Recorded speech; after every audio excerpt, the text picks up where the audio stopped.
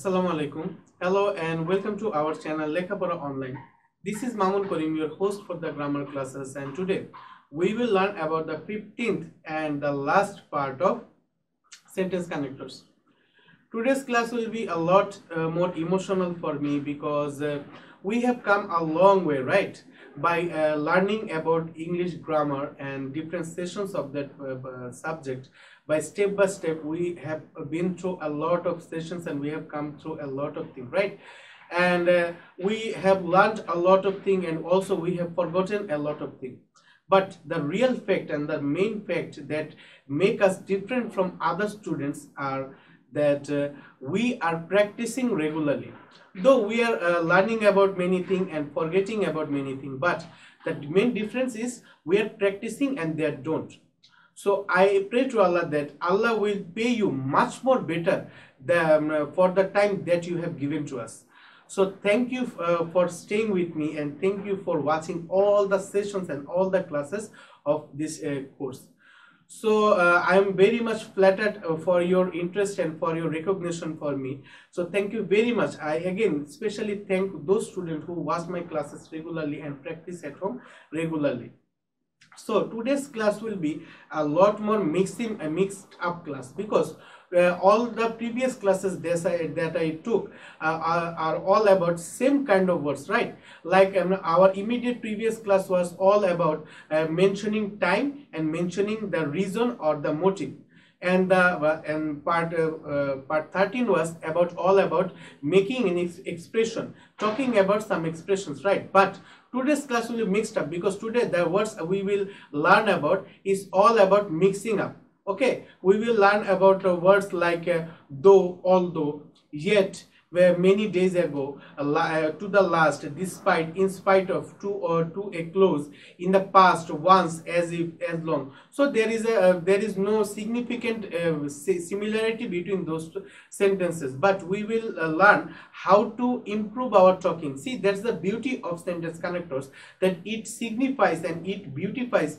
the sentence by putting any kind of words. By connecting two clauses or two sentences by any kind of words, we can beautify any kind of sentences. So we will learn about that in this class, and this is the last class of grammatical sessions. After that, after today's class, we will learn how to answer very well and how to answer professionally like a pro in your language, that like a pro in the exam hall. We will crack down and solve all the question of different board questions like a test paper. Whenever you are on your coaching centers or with your private teacher, you solve down all the test papers, right? So we will learn about that, how to crack down any kind of grammatical session in the in any kind of exam hall. So we will learn about that. So today's class will be much more interesting to watch. So I hope that you all will watch my video from start to finish. But before I begin, I always welcome the newcomers, right? So those who are new to my channel and join my classes today, thank you very much for joining my class.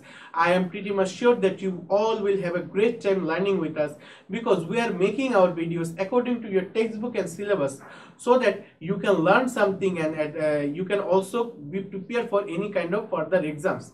And we're not just talking about the things only on your textbook, we're talking about the overall fact of any kind of grammatical sessions, so that you can learn something, you can be prepared for your exams, and at the same time you can use and utilize that knowledge, that skill on your English speaking course also. So our classes is as much as important for you and all the students are around you. So please do subscribe to our channel and share our channel to all the students around you, because we are not just making classes for class 6, we are making classes from class 6 to class 10, every subject and every topics. And those who are already our subscribers watching our videos regularly, thank you very much for watching our videos. I am very much blessed that you are watching my video and practicing at home. Thank you very much for considering me as your grammatical host. So if you face any problem or face any dilemma, it's not just like that I have been through all the sessions, our classes have come to an end, we are on the peak of grammatical sessions, so I will not talk about that portion again. No, that's not not it. We will talk about it again. If you face any dilemma, please let me know in the comment section. I will take another class with that on that course, on that session, on that portion of that session. So please let me know in the comment section. So no more talking, let's get started. Please grab your seat on the first bench and take a sharp eye on my class. Take your pen and notebook so that you can write all the rules down and listen to me very carefully. So if we go to the first slide, we will start our class with I will start my class with today rule 51. If we step on rule 51, we can see a single word called enough to. We can use this word whenever we are saying that the thing we are talking about is full, is come to a full stop, and we don't need much more of that thing anymore. Then we can say enough, right? If we learn it on Bangla, enough অর্থ হলো যথেষ্ট। enough অর্থ যথেষ্ট। যখন কোনো জিনিস আমাদের পরিপূর্ণ হয়ে যাবে, ফুল হয়ে যাবে, আমাদের ওই জিনিসটা দরকার পড়বে না বা ওই কথাটা দরকার পড়বে না, বা কোনো জিনিসকে হুমকি দেওয়ার ক্ষেত্রে বা ঝাড়ি দেওয়ার ক্ষেত্রে আমরা কিন্তু এই জিনিসটা বলতে পারি, ঠিক আছে?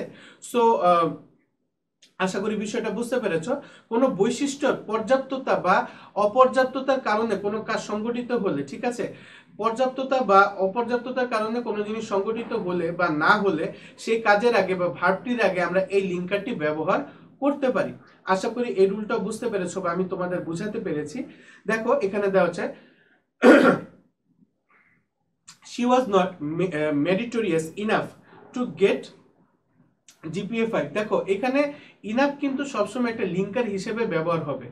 এখন যারা লিঙ্কার এবং সেন্টেন্স কানেক্টরের মাঝখানে তফাৎটা বুঝতে না পারো, যদি এরকম হয়ে থাকে তাহলে আমার প্রথম ক্লাসটি দেখে নিবে, কারণ প্রথম ক্লাসে আমি এই নিয়ে ডিটেলস আলোচনা করেছি, যেটা আমি সম্পূর্ণ সেশনে বলে আসছি যে লিঙ্কার এবং সেন্টেন্স কানেক্টরের তফাৎটা বুঝতে পারবে, ডিফারেন্সটা বুঝতে পারবে, তার জন্য এটা খুবই ইজি হয়ে যাবে। তো যাই হোক, ইনাফ টু অর্থাৎ যথেষ্ট, কোনো বৈশিষ্ট্যের পর্যাপ্ততা বা অপর্যাপ্ততার কারণে কোনো কাজ সংগঠিত হলে বা না হলে সেই কাজের ভার্বটির আগে কিন্তু এই লিঙ্কারটি বসে। যেমন দেখো এখানে দেওয়া আছে she was not meritorious enough, সে পর্যাপ্ত পরিমাণে কি ছিল না, মেধাবী ছিল না, টু গেট GPA 5 পাওয়ার জন্য, ঠিক আছে। তারপরে দেখো the girl is intelligent enough to understand the questions, ঠিক আছে। সো এখানে the girl is intelligent enough to understand the question, সে পর্যাপ্ত পরিমাণে জ্ঞানী ছিল এই কোয়েশ্চেনটি বোঝার জন্য। তারপর দেখো হি is not strong enough to carry the load, ঠিক আছে, সে পর্যাপ্ত পরিমাণে শক্তিশালী ছিল না এই লোডটা অর্থাৎ এই বোঝাইটা ক্যারি করার জন্য। সো আশা করি এই রুলটা বুঝতে পেরেছো। If we move on to rule 52, we can see two words, and these two words are very much familiar to us, though, although. We learned about this and we saw these two words when we are learning about transforming sentence, right? Whenever we are attending the class of transformation of sentence, whenever we are learning about how to transform in spite of or despite of sentences to complex sentence, then we just have to use though, although, right? So we are very much familiar with these words, though, although অর্থ যদি আমরা দেখি, এটার অর্থ হলো যদিও, ঠিক আছে, যদিও আমরা মাঝে মাঝে বলি না, যদিও এরকম হয়েছে তারপর আমি তোমাকে ডাকবো, ঠিক আছে, বা যদিও কথাটির ক্ষেত্রে আমরা দো অথবা অলদো ব্যবহার করতে পারবো। যদিও বা দুটি বিপরীত ধর্মীয় ক্লজকে যুক্ত করতে এই লিঙ্কারটি ব্যবহার করা হয়। যেমন আমরা শিখেছিলাম বাট, রাইট, বাট। সো বাটের পরিবর্তে, বাট যেমন কম্পাউন্ড সেন্টেন্সে ব্যবহার করা হয়, এর পরিবর্তে দো অলদো তুমি ব্যবহার করতে পারবে। যেমন দেখো এখানে দেওয়া আছে though work hard he could not get GPA 5, ঠিক আছে, যদিও সে কঠোর পরিশ্রম করেছে তারপরে কিন্তু সে GPA 5টা পায়নি, ঠিক আছে। তারপর দেখো though the man is rich he is not happy, যদিও সে ধনী কিন্তু তারপর সে কি নয়, হ্যাপি নয়, অর্থাৎ সে সুখী নয়, আসলে তার জীবনে কোনো না কোনো দুঃখ রয়ে গেছে। সো আশা করি এই রুলটাও বুঝতে পেরেছো। পরের রুল কিন্তু এটার সাথে মিল রেখে, ইনস্পাইট এবং ডিসপাইট। ইনস্পাইট এবং ডিসপাইট আমরা শিখেছিলাম কোন সেন্টেন্সে বলতো, সিম্পল সেন্টেন্সে, রাইট। সিম্পল সেন্টেন্সে আমরা ইনস্পাইট এবং ডিসপাইট শিখেছিলাম। আমরা এই নিয়মটা যদি আরেকবার মনে করি, যখন সিম্পল সেন্টেন্সে ইনস্পাইট অথবা ডিসপাইট থাকবে তখন ওটাকে কমপ্লেক্স করার ক্ষেত্রে আমরা কি দো অথবা অলদো ব্যবহার করব। আর যদি ইনস্পাইট অথবা ডিসপাইট জাতীয় সেন্টেন্সকে আমরা কম্পাউন্ড করতে যাই তখন আমাদের কি করতে হবে, মাঝখানে বাট বসাতে হবে, রাইট। আবার দো অলদো জাতীয় কমপ্লেক্স সেন্টেন্সকে যদি আমরা সিম্পল করতে চাই ইনস্পাইট ডিসপাইট অথবা কম্পাউন্ড করতে গেলে বাট বসাতে হবে। সো এই জিনিসগুলো কি দেখো একটা গ্রামার আরেকটা গ্রামার সাথে কোরিলেটেড, অর্থাৎ সকল গ্রামারগুলো একটা সেন্টেন্সকে ইমপ্রুভ করতে একত্রিতভাবে কাজ করে। তো দেখো ইনস্পাইট অথবা ডিসপাইট অর্থ কি সত্ত্বেও, দো অলদো অর্থ যেমন যদিও, ইনস্পাইট অফ এবং ডিসপাইট অর্থ হলো সত্ত্বেও। আরেকটা জিনিস তোমাদের মেনশন করে দে, সেটা হলো ইনস্পাইট এবং ডিসপাইট কিন্তু সেন্টেন্স ক্যারেক্টার হিসেবেও কাজ করে, আবার হলো লিঙ্কার হিসেবেও কাজ করে। আর ডিসপাইট কিন্তু হলো নেগেটিভ, ইনস্পাইট হলো পজিটিভ, ডিসপাইট হলো নেগেটিভ, এটা মনে রাখতে হবে। এখন দেখো এটি সেন্টেন্সের ক্লজের সঙ্গে অপর একটি বিপরীত ভাবে প্রকাশ করা যায়। অপর ক্লজ অর্থাৎ দুটি বিপরীত ক্লজকে একসাথে যুক্ত, যেমন বাট দুটি বিপরীত ক্লজকে যুক্ত করে, ঠিক একইভাবে এটা যুক্ত করে। দেখো এখানে আছে বিপরীত ভাব প্রকাশ করা ফ্রেজকে যুক্ত করে, অর্থাৎ ক্লজও যুক্ত করতে পারে আবার কি ফ্রেজও যুক্ত করতে পারে। যেমন দেখো দেওয়া আছে in spite of his hard labour Kausar could not reach his goal. ঠিক আছে, তার হার্ড লেবারের পরও, সে এত কঠোর পরিশ্রম করার পরও সে কি করে নেয়, তার নির্দিষ্ট লক্ষ্যে পৌঁছাতে পারেনি। তারপর দেখো he attend the meeting despite being sick. তারপর দেখো in spite of his illness he attended the meeting. ঠিক আছে, সো কতগুলো সেন্টেন্স আমরা বানাতে পারি বা কতগুলো সেন্টেন্স আমরা এ থেকে আরো ইমপ্রুভ ভাবে আরো সুন্দরভাবে মানুষের কাছে প্রকাশ করতে পারবো। আশা করি এই রুলটা তোমরা বুঝতে পেরেছো। আমরা যদি পরবর্তী রুলে চলে যাই, দেখো অনেকগুলো ওয়ার্ড দেওয়া আছে। আমরা রুল 54 যদি আমরা দেখি, once upon a time, many days ago, long ago, in ancient time অথবা in the past, এগুলো কখন বসে জানো, যখন আমরা অতীতের অনেক আগের কোনো কথা বলতে যাব, যেমন কোনো গল্প বলতে গেলে যে একদা এক রাজা ছিল, once there was a king। So এই সকল ক্ষেত্রে আমরা এই ওয়ার্ডগুলো ব্যবহার করতে পারি। যেমন এগুলোর অর্থ কি, once অর্থ একদা, once upon a time অর্থাৎ অনেক দিন আগে, মেনি ডেজ এগো অনেক দিন আগে, লং এগো অনেক দিন আগে, তারপর ইন এনশিয়েন্ট টাইম অর্থাৎ প্রাচীন কালে, ইন দা পাস্ট অর্থাৎ অতীতে। ঠিক আছে, তো অনেক দিন আগে বা অতীতে ঘটেছে এমন ঘটনা কাজ প্রকাশে এ ধরনের লিঙ্কার ব্যবহার করা যায়। এটা কিন্তু লিঙ্কার মূলত। ঠিক আছে, তারপর দেখো once upon a time there were a powerful king in Bangladesh. একদা বা কোনো এক সময় বাংলাদেশে একটা কি শক্তিশালী রাজা ছিল। তারপরে once upon a time বা many days ago বা long days ago বা in ancient time there lived a king who was fond of knowing his future from astrologers। So এখানে আমার কাছে যেটা সবচেয়ে মজা লাগে এটা হলো long ago। ঠিক আছে, আমরা বলি আমাদের দাদি ছোটবেলায় গল্প শোনাতো না যে অনেক আগের কথা। So long ago there was a king, there lived a king who want to know about his future from astrologers। ঠিক আছে, তারপরে দেখো in the past we had much but now we have very less।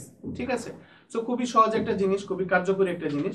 আমরা যদি পরবর্তী রুলে চলে যাই, yet কথাটি কিন্তু খুবই গুরুত্বপূর্ণ এবং এটার সিনোনিম খুবই অল্প, তাই জিনিসটা শিখে নেওয়া দরকার। yet অর্থ তারপরেও বা বিপরীত ধর্মী বা বিপরীত ভাব প্রকাশ করার কোনো কাজ বা ঘটনা বৈশিষ্ট্য প্রকাশ করতে লিঙ্কারটি ব্যবহার করা হয়। যেমন দেখো দেওয়া আছে I hold him several times to complete the work yet he did not do it। Many things are changing now yet people are here still quite polite and friendly। তারপর দেখো he is poor yet he is happy। এটা কিন্তু but এর পরিবর্তে বোঝা যায় বা in spite of despite of এর যে এটা সিনোনিম হিসেবেও ব্যবহার করা যায়। পরবর্তীতে যদি আমরা দেখি, দেখো as if as though বা as it were। as if অথবা as though আমরা কমপ্লিটিং সেন্টেন্সে দেখেছিলাম, রাইট। কমপ্লিটিং সেন্টেন্সে শিখেছিলাম যে as if অথবা as though থাকলে পরবর্তী সেন্টেন্সটা কিন্তু পাস্ট টেন্সের হবে। সো এটা ছিল কমপ্লিটিং সেন্টেন্স। এখন এটা শব্দের অর্থে কিভাবে বসাবো বা ফিল ইন দ্য গ্যাপসে কিভাবে বসাবো এটা আমরা দেখবো। দেখো দেওয়া আছে যে যেন কারো কাজ বা কোনো ঘটনা দেখে কিছু মনে হলে এই লিঙ্কারটি ব্যবহার করা যায়। যেমন হি টক্স as if অথবা as though he were a great scholar। আর একটা জিনিস মনে রাখবে, as if এবং as though কিন্তু লিঙ্কার হিসেবে ব্যবহার হয়, এটা কিন্তু সেন্টেন্স কানেক্টর হিসেবে ব্যবহার করা যায় না। সো as if অথবা as though, দেখো they shouted as if they had seen a ghost। they shouted as if they had seen a ghost. তারপরে the sun is as it were the lamp of the universe. ঠিক আছে, তারপর দেখো he talks as if he were a mad. ঠিক আছে, so আশা করি এই রুলটা বুঝতে পেরেছো। পরের রুলটা খুবই মজার, to the last, to the end, to a close. মোটামুটি কোনো জিনিসকে মানে ফিনিশিং দেওয়ার জন্য, শেষ কথা বলার জন্য এই কথাটা থাকে। যেমন all the audience were present till the end, অর্থাৎ শেষ পর্যন্ত অডিয়েন্স গুলো কি ছিল, সেখানে উপস্থিত ছিল। উই ফট two the last to save our country. ঠিক আছে, সো আশা করি রুলগুলো বুঝতে পেরেছো। I believe that I have been able to explain all the rules in detail to you. So if you learned something new today, then please hit the like button and share my classes to all the students around you. And please subscribe to my channel and press the bell icon so that you can be notified about all of my activities. So I will come to you with another video on board questions. Until then, stay home, stay safe, and never stop learning. Assalamu alaikum.